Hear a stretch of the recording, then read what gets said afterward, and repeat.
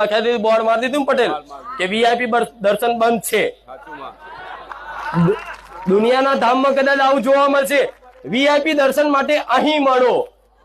અહીં ખુખાર મેરડીના ધામમાં મોટું બોર્ડ બેનર મારવામાં આવશે કે વીઆઈપી દર્શન થતા રૂપિયા હોય તમારે ઘેર, અહીં નહીં, માં નહીં જોતા, મંદિર નહીં બને ચાલશે।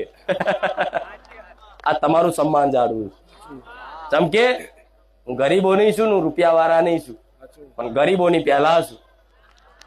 કેમ કેમ આજે જે તે મારી નામના થઈ, જે તે મારી મહિમાનો આખા જગતમાં પ્રકાશ ફેલાયો, એનો શ્રેય કોને જાય?